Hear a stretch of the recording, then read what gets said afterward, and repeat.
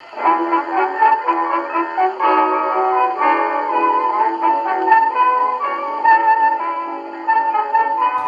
to another episode of Off the Menu. I'm Vincent Franchini here with Charles Coulombe. Hello again. Charles, so what do you think of that fancy new introduction? Isn't that extraordinary? Talk about high tech. I love it. Yeah, I think we're really entering the 21st century or something. That's great. Shout out to Eric Boydston, who did that for us, and who also does the video for Theology on Tap, another place where Charles gives talks.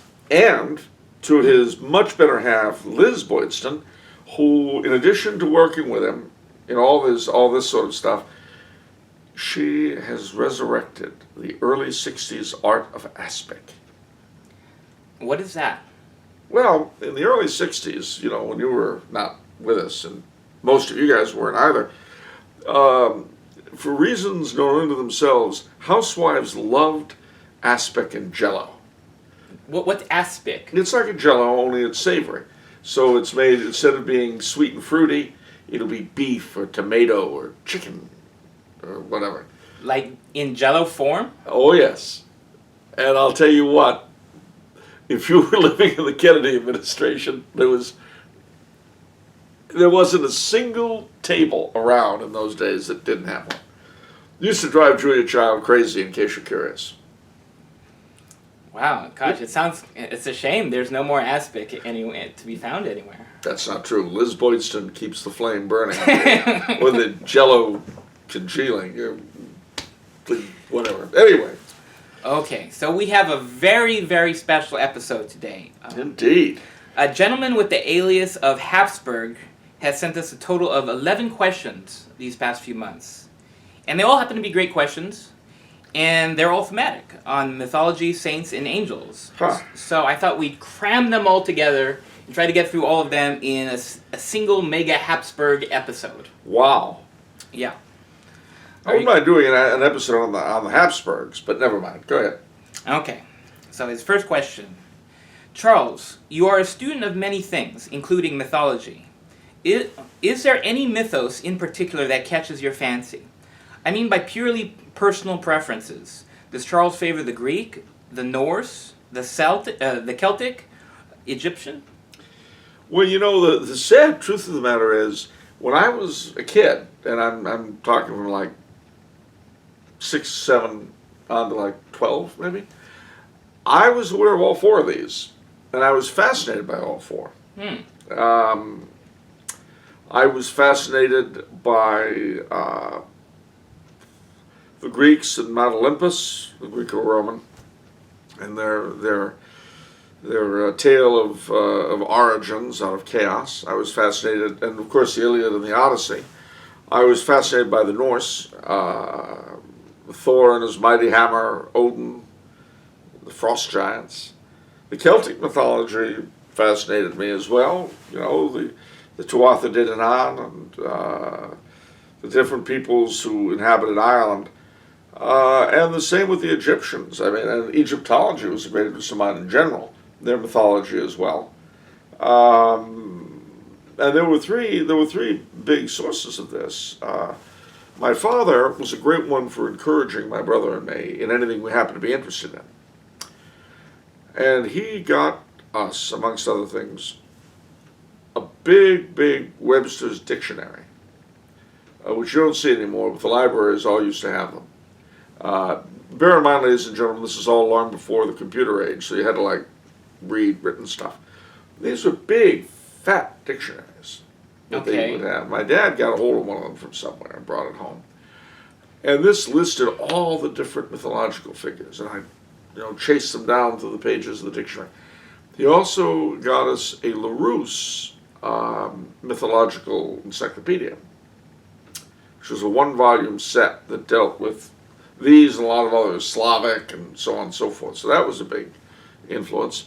And then the comic books, of that time, the Silver Age of comics, actually dealt a great deal peripherally with mythological themes. I didn't know you were a comic book guy. Oh, yeah. When I was a kid. See, it was the Silver Age, so the comic books were great.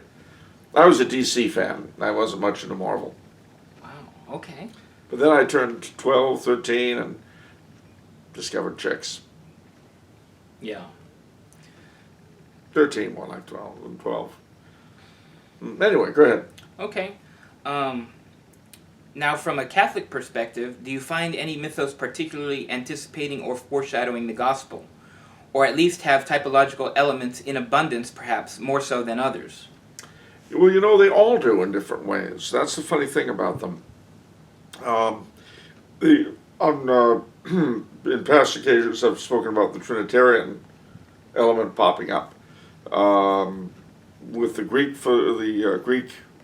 pantheon of gods, Zeus, Poseidon, and Hades play the role, or if you're a Roman fan, Jupiter, Neptune, and Pluto play the sort of semi-Trinitarian roles. With the Norse, it's Odin, Vili, and Ve.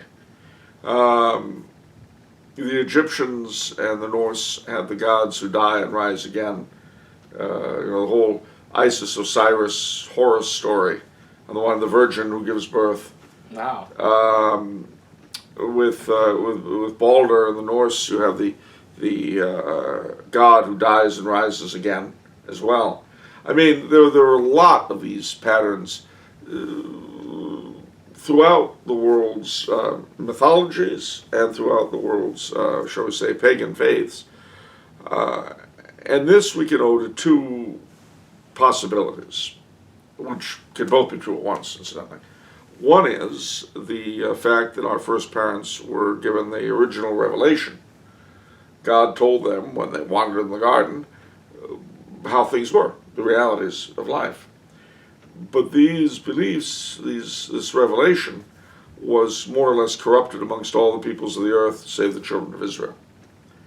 And so bits and pieces of that original revelation are quite possibly the culprit. But the other possibility, as Tertullian says, the soul is naturally Christian. We were made for truth. This would also, incidentally, touch a lot upon Carl Jung's archetypes and the collective unconscious and all that. In that, but again, bearing that he's coming from the other side of it, as it were, seeing it from the other end. Either of these could be true, and they may very well both be, but the point is that these things being objectively true, you would expect them to have foreshadowings in the mythologies of the different peoples, and sure enough, you do. Yeah. Just as, and this very obvious one and more historical and doctrinal, is the question of Noah's Ark and the universal flood. Yeah. Every mythological system I know of has a story of a universal flood. And as I told one of my teachers in Catholic school, of course, who attempted to show that this proved that the story of the flood wasn't true, since every society has an account of a universal flood. I looked at it and I said, Father, if it was the only account we had, I'd wonder. But if there were a universal flood, we're all descended from its survivors, then I would presume that everybody would have one, which is what you say is the case. What do you say to that? Sent me to the principal's office. Remember, whenever you're dealing with something you don't have an answer for, you punish. If you can't answer, silence. So that's how it's done. But honestly,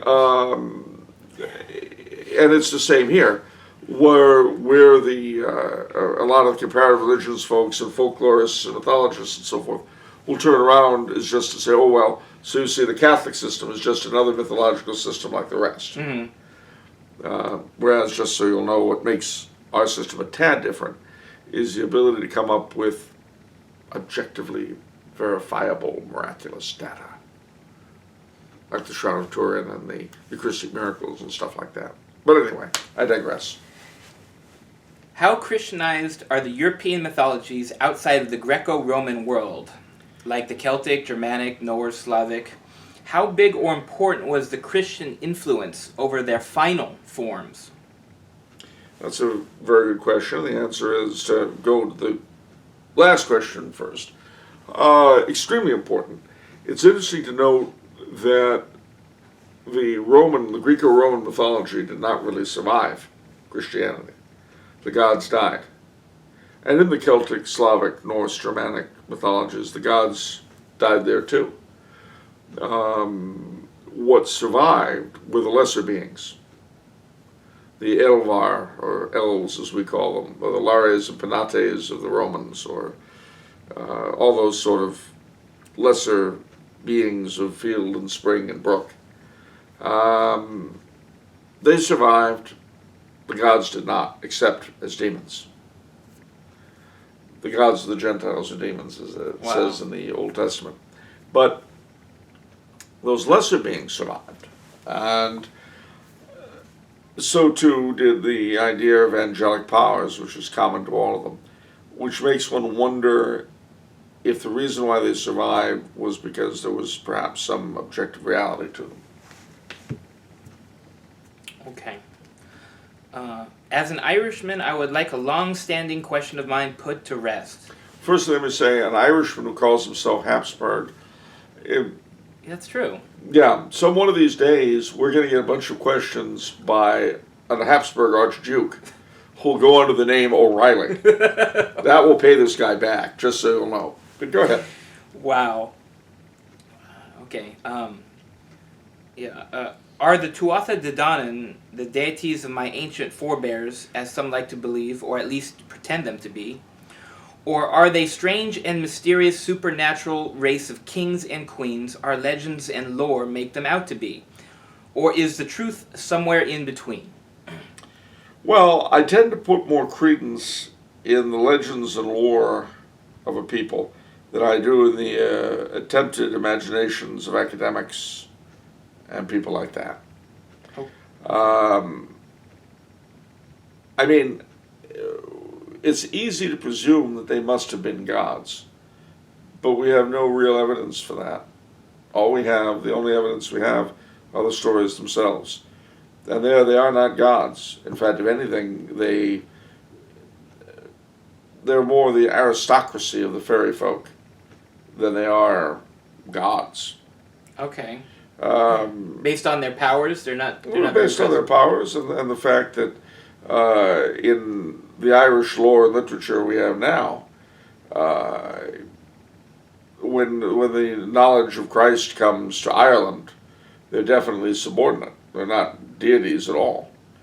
And, again, what you have are academic figures and other folk, neo-pagans and Wiccans and so on, who will look at these stories, these tales, and read back into it their own views on what must have been. So, for instance, you've got a fairy that haunted a lake. Well, obviously, she must have been the goddess of the lake in pre-Christian times. No, she doesn't have to be. She might very well just have been the fairy of the lake in pre-Christian times. Okay. And God help us, she may still be the fairy of the lake in Christian times, or in post-Christian times, as Ireland has become now. Wow. In which case, I don't want to run into her. I'm not going anywhere near that lake at night. Forget it. You say she always appears on Midsummer's Eve? I ain't going anywhere near there. Forget it. No. Wow. Okay. So it sounds like you're agnostic, but don't count out the lore. Is that what you're basically saying? That's exactly what I'm saying. Again, oral tradition has time and again proved itself to have a validity that scholars deny it. And of course, the example I've used time and time again, and I'll use it probably to the day I die, is Troy. Heinrich Schliemann, at a time when everybody said, oh, Troy's a myth, never existed, blah, blah, blah. And bearing in mind that we know that for 400 years, the Iliad was strictly oral. It wasn't written down for the first 400 years. Well, see, it's because people were trained to remember things. They had whole casts of people in different cultures that would sit around memorizing long poems and lists of things. Wow. And they really relied on their memory to a tremendous degree, to a way that we just can't now. If you remember in Lord of the Rings, when the two hobbits get captured by the Ents, and he gives them this long list, learn now the list of living creatures. That's actually a takeoff on how the bards and druids and people of that kind in days gone by would remember stuff. And they'd have these long, gigantic lists of things that they'd remember. So for 400 years, the Iliad was strictly oral. Wow. Finally gets written down. And then hundreds of years after that, Schliemann uses it as a guidebook to find the ruins of Troy. Now that tells you something about the oral memory. Now it doesn't mean the oral memory is always perfect. It doesn't, I'm not saying that by any stretch. Right. But what I'm saying is that it frequently has a lot more validity than scholars are willing to give it. Yeah. And certainly more than scholars often have, especially if they're paid by the work. But I'm sorry, I digress. So. Okay. I know that New Age types love to co-opt the she, spelled Sidhe. That's if you want to Google that. Pronounced she, like Samhain is really pronounced Samhain for you Halloween fans. Gaelic's a strange language. They relate them to the Tuatha Dé Danann and then claim that the she were once gods.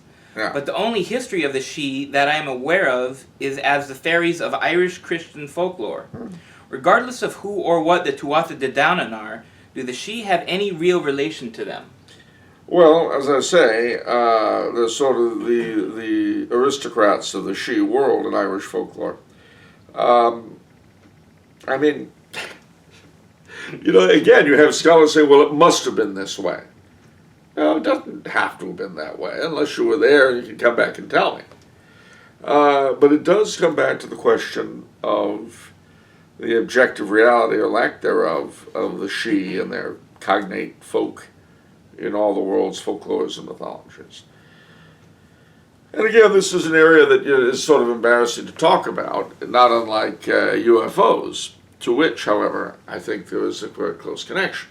Really? I do. Firstly, though, before I say anything more, let me say that the book I would really recommend on this whole topic is called Demoniality by a 17th century Italian theologian called Lodovico Sinistrari. There's a name for you. I think that's the third time you've recommended this book. Indeed. Least. And the edition with Montague Summers' foreword, which is quite as useful as everything else in the book. Yeah. Yes, it is the third time, I'm sure. Why? Because it is simply the best thing from a Catholic point of view that I have ever seen that deals with it. It deals with the phenomena, and again, involves in the phenomena explanations for things like poltergeists and that sort of thing.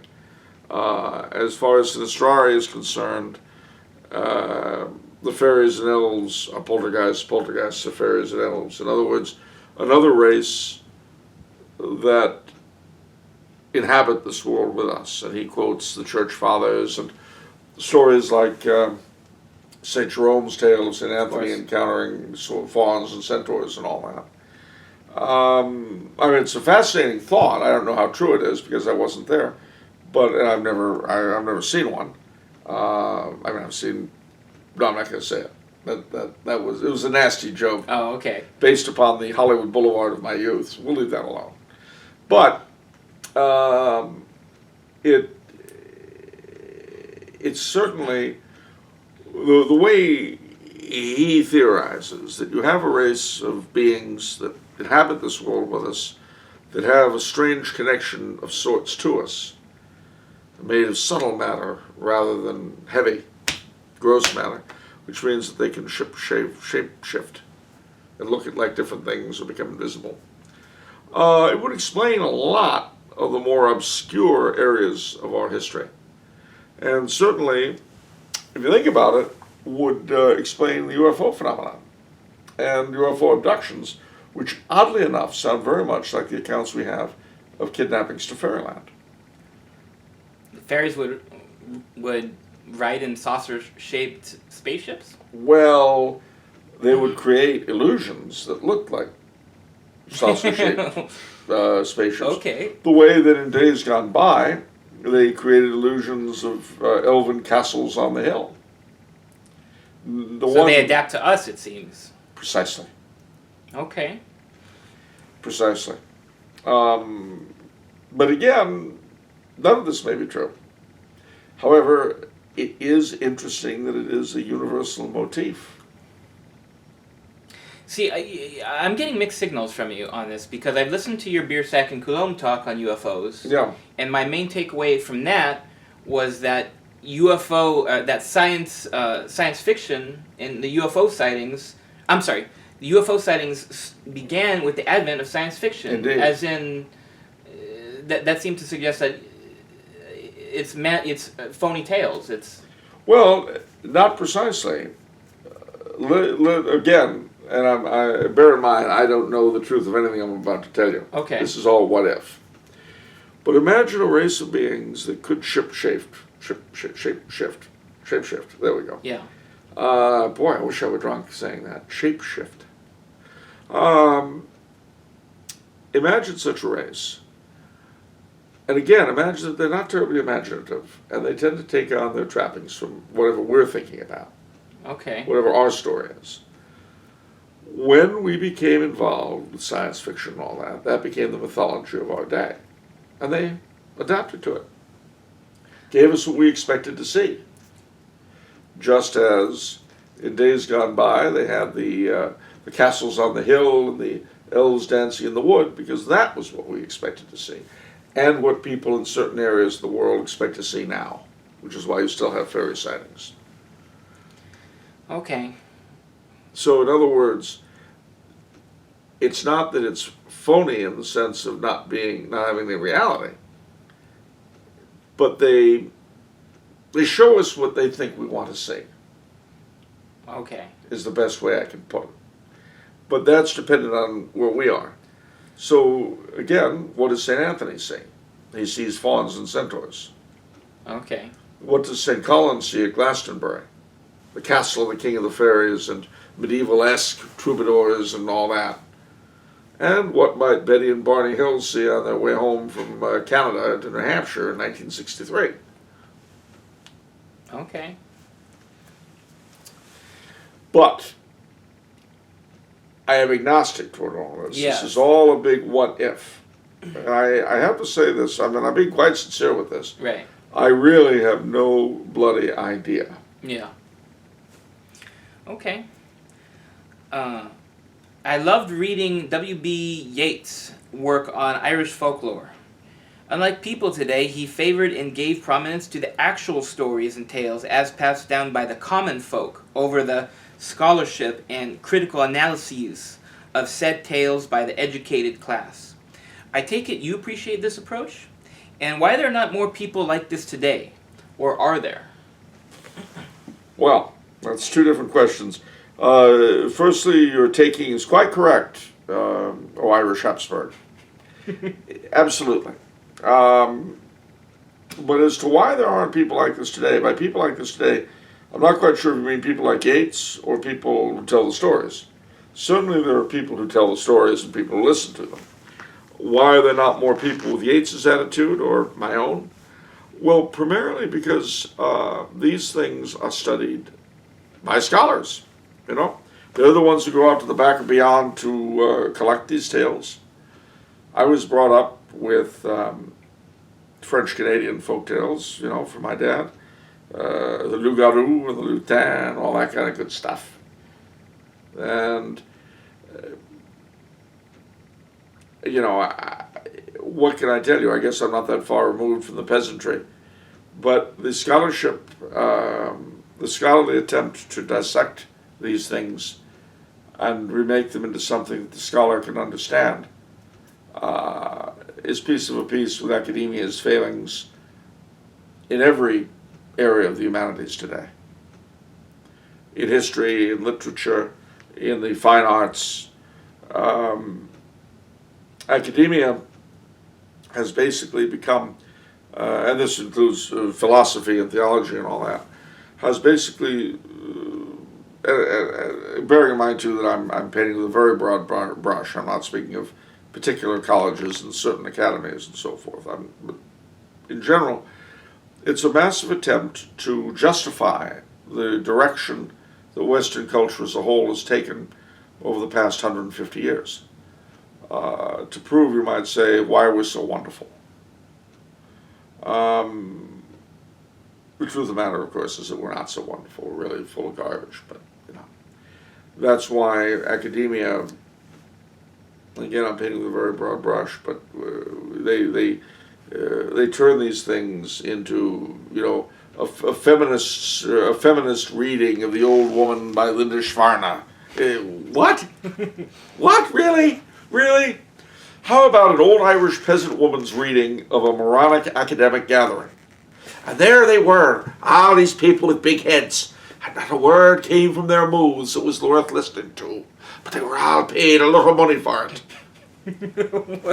I'd love to. Now there's a folk tale for you. I mean, honestly, again, it's not that folk wisdom is 100% infallible. It's just that I would trust it over the wanderings of that sort of academic. And again, don't get me wrong, scholarship is a wonderful thing. Academia can be a wonderful thing. It has been a wonderful thing. It's just, at the moment, in general, right now, it's not.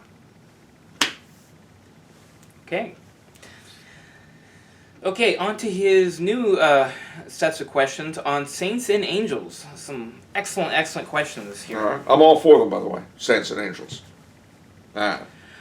Given the current easygoing state of canonizations today, why has one so glorious and good, so important a man and ruler as Charlemagne, not been canonized yet? Very good question.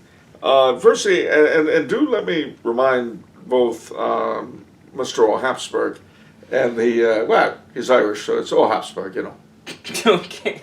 Well, no, I know a fellow called O'Sullivan. He used to say, if you called him Sullivan, he'd say, it's not Sullivan, it's O'Sullivan. The O'Sullivans were kings when the Sullivans were bog trotters. So I'm presuming this gentleman is actually Mr. Habsburg. There you go. All right. The truth of the matter is that although it has been relaxed considerably, you still require all those miracles and so on. So just remember that every time someone gets canonized or beatified, they've had to prove a miracle. So it's not that. Is that what's holding him back? No. He's got miracles. He's already a blessed. Oh, okay. The problem is, with Charlemagne, he was held as a blessed, one time his feast day, which is January 28th, my name day, for those who want to send gifts next year. January 28th is his feast day. And at one time it was a liturgical feast day in 50 or 60 dioceses across Europe. Today it's still observed in 3 or 4. If you go onto the website Schola Carolina, spelled with a C, not a K, Aachen, you should find it. There's a very good explanation of both his sanctity and his liturgical offices, which you'll see the Mass, the propers, and all that stuff. Dom Garanger gives a very good account of his sanctity in the liturgical year, and so does Alban Butler in Lives of the Saints. You've got to get the older versions, of course, because he's been taken out from some of the newer ones. But, unfortunately for Charlemagne, 2 terrible things happened. One, his successor as Holy Roman Emperor, Frederick Barbarossa, decided he wanted to have him canonized. Unfortunately, he had imposed an anti-pope on Rome, and he had this anti-pope canonize him. Uh-oh. Yeah, so that didn't do so well. Although the popes have never ceased to permit the cultus of Blessed Charlemagne ever since. The second thing is that, of course, since the Reformation, there have been many attempts to blacken his name, like that of many other good people. The usual thing is that, he had 7 wives at once, or whatever, which is not true. And again, I recommend you read Garanger and Butler for the lowdown on the matter. But that's why. I think that if in God's good time, if we ever have someone who's interested in the work of Charlemagne again and taking it up once more, instead of maybe the EU, I have no doubt it'll be canonized at some point. Okay. Constantine is a saint in the East. Why has the West not raised his status so? Well, here again, a couple of problems. One is that he was certainly the patron of the Eastern Roman Empire, the Byzantine Empire, and there was always a lot of friction after the time of Charlemagne between West and East. But a large part of it is because of the story given by the semi-Arian court bishop Eusebius in his ecclesiastical history that maintains that Constantine did not convert until his deathbed, when he was baptized by a semi-Arian, to wit, Eusebius himself. Okay. Now, as opposed to that, there's a story at Rome, which is that he was in fact baptized by Pope Saint Sylvester, and then in return he gave him all sorts of privileges.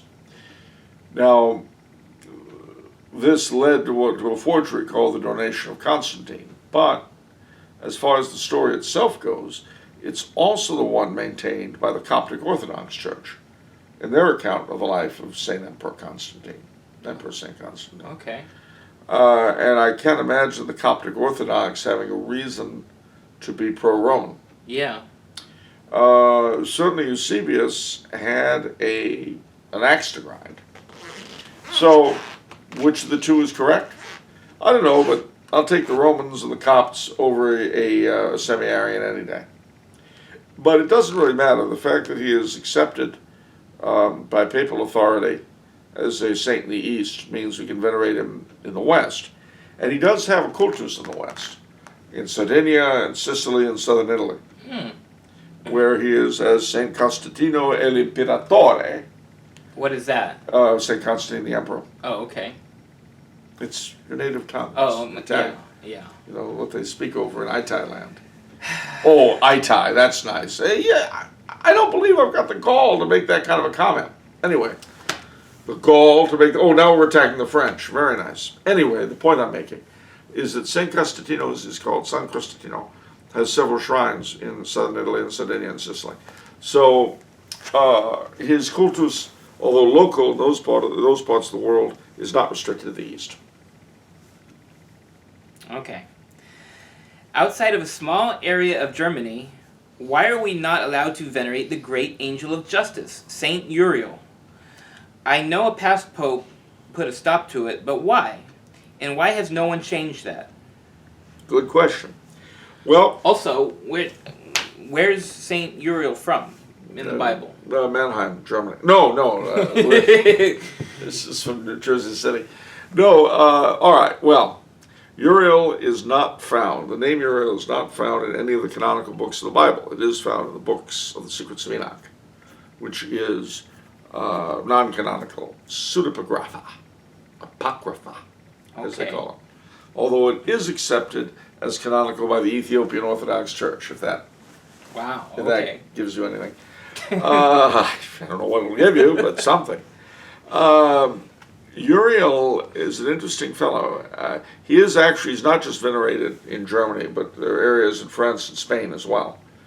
But it's about 780, I think, Pope St. Zachary, in response to the enormous upsurge in what I can only call angelolatry, the worship of angels, and magic accomplished through angels, cut back on the use of names, because people were giving these angels names right and left. Oh, wow. And where these names came from was anyone's guess.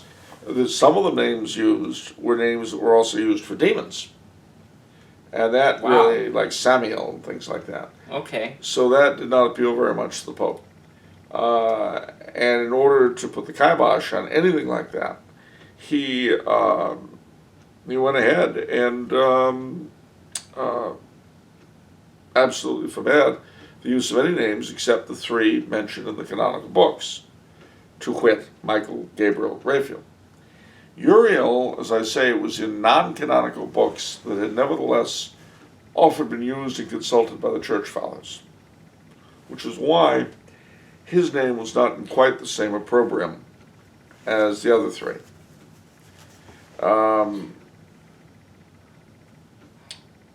You'll see names for the other three like Jeremiel and Sadkiel and so on. What are these names? What are the angels of these names? Is it like the angel of the country of Italy that they've given this name? No, that would be firstly, there are 7 archangels that stand before the throne of God. We have that from the Bible. Oh, okay.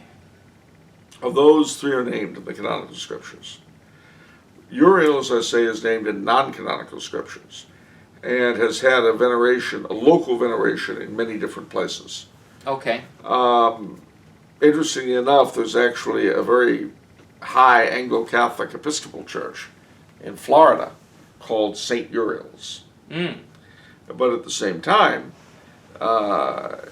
the name was also used by Jews as a first name from an angel, an angel. So he's gotten kind of a difficult rap as Uriel. Yeah. Why more hasn't been done to promote his cause, as it were? Just people simply haven't. There is a Societas Urielis in Germany, which is a association of the faithful that does various good works and names him as their patron. But again, if you want to promote promotion to anyone or anything in the church, you've got to get a group of people together and do it. And then you ask for approval from your diocese. And before you approach them, of course, you have to come up with all kinds of factoids as to why it should be done. But this group in Germany operates apparently with diocesan approval.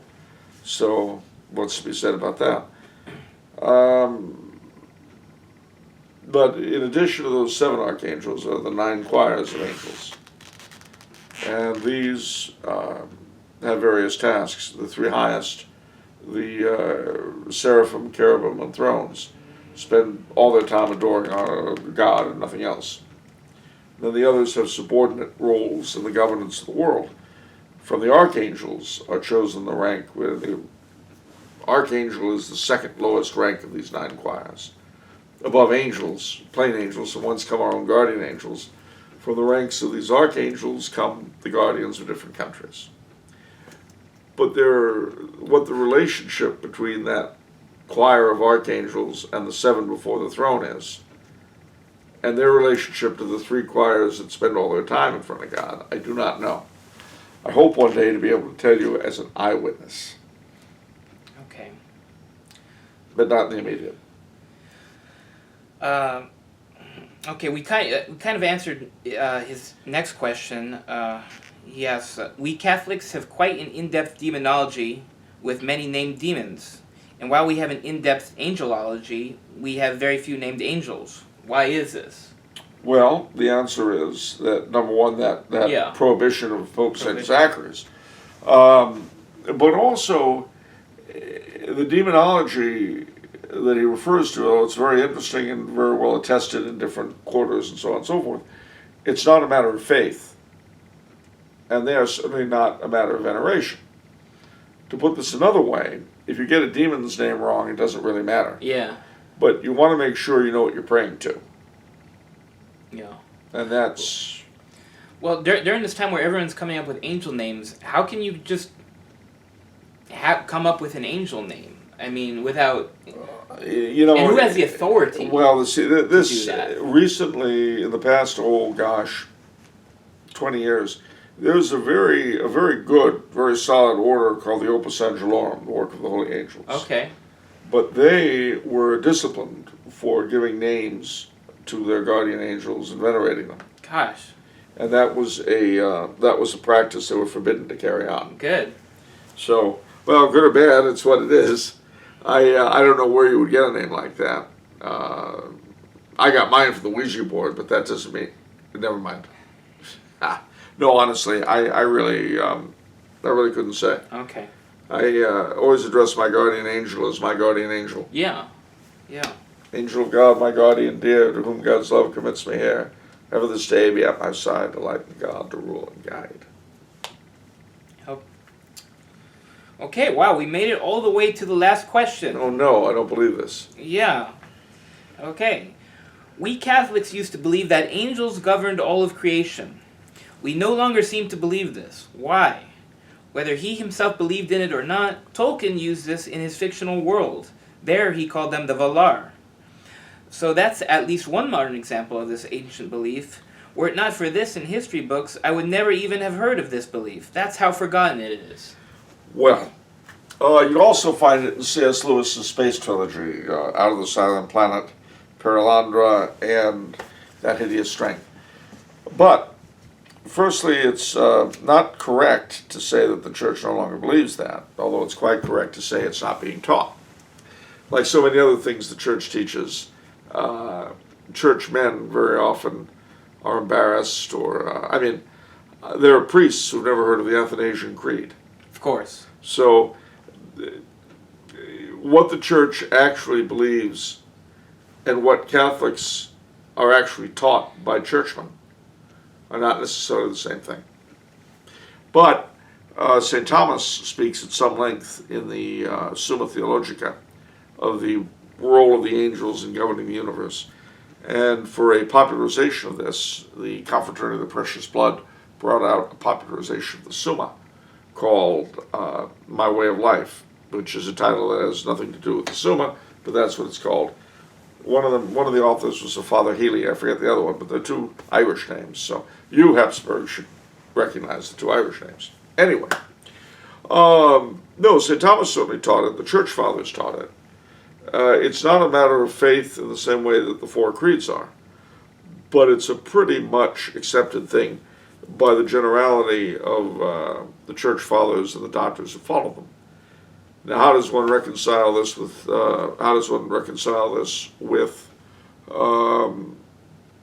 so-called modern science? Well, frankly, I don't really see that there is any kind of a contradiction. We talk about gravity the way we talk about electricity. We don't really know what either of them are. We don't know what keeps the stars in their courses. But those are laws of science. Except when they aren't. You know, what makes the sun go supernova? I don't know. Neither do you. That's been a critique of a lot of the physicists, is that they have so much leeway. I mean, they seem to... I don't know. I come across a lot of critiques of physicists when it comes to this kind of stuff. I mean, the fact of the matter is, it's like, how can you say there's a soul when we know that the body dies? Yeah. Well, stop. Yeah. Why do my eyes move? Why am I not lying here dead? Well, because there's something in me that is animating me. In fact, even the phrase animating comes from anima, which means soul. Mm-hmm. Why, the fact that you can cut me and bleed me and take me into the doctors and examine me does not argue for or against my having a soul. It is kind of funny that everybody who dies loses precisely the same fraction of an ounce when they die, which leads one to wonder if that's the weight of the soul, but that's another question. Yeah. At any rate, so again, I think the reason why you don't hear it from churchmen is that they're afraid to sound superstitious. Definitely. They get very worried about how people who matter might think of them, like scientists. Definitely. But see, the problem with that is that it shows that a person who gets frightened like that doesn't understand a lot about science, or about religion, or about much of anything.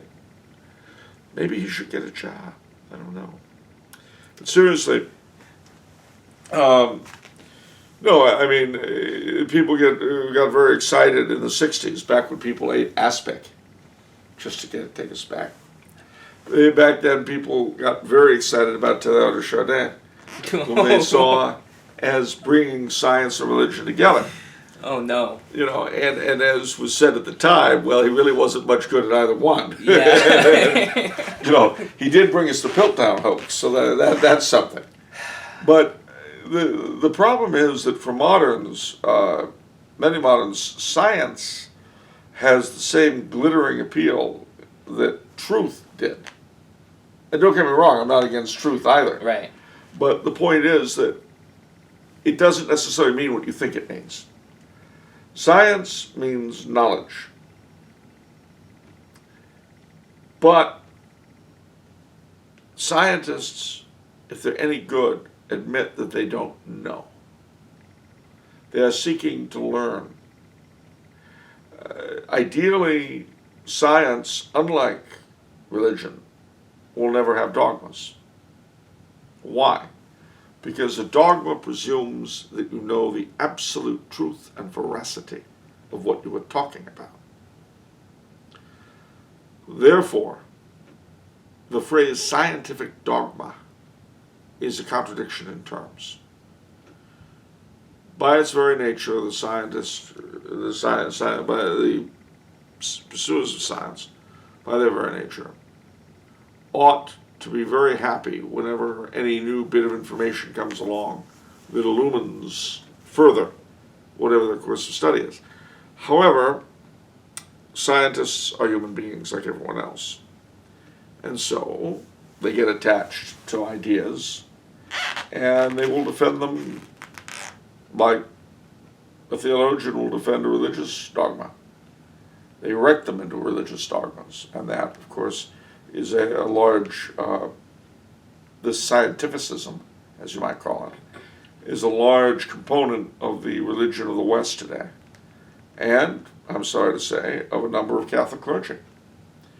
I remember when the Shroud of Turin was subjected to carbon-14 dating, and the people who did so said, well, it's a medieval fake. The then Archbishop of Turin said, well, that's it. It's a medieval fake. He ended up looking like an idiot, of course, because the debunking was itself pretty well debunked. But it's that willingness to jump on the bandwagon with the men in white coats that characterizes that kind of cleric. And it's very, very sad. It's very sad. But at any rate, true religion and authentic science will never contradict each other. And if they appear to, the problem is not with either discipline, but with the person practicing the discipline. Yeah. Okay, that's it for this episode. If you enjoyed listening to Charles, please remember to subscribe to the Tumber House YouTube channel. If you'd like to send Charles a question, you can do so anywhere on our YouTube channel. I'll find your question. Yeah, and if you happen to be Irish or Austrian and you want to use a pseudonym, something more like your own people would use, maybe. Otherwise, I'll make fun of it like I'm doing now. And I'm sure this is a perfectly nice gentleman who doesn't deserve what I'm dumping on him. Right. It's my nature. I can't help it. See you next time. Take care, folks. Be good.